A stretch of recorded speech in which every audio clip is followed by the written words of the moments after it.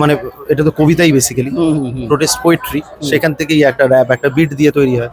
তো সেটা বলেই যে আমি চেষ্টা করছি, যদি আমি বলতে পারি, লক্ষ বছর ধরে চলে আসা গেম, শুধু মুখোশ পাল্টে যায়, প্যাটার্নটা সেম।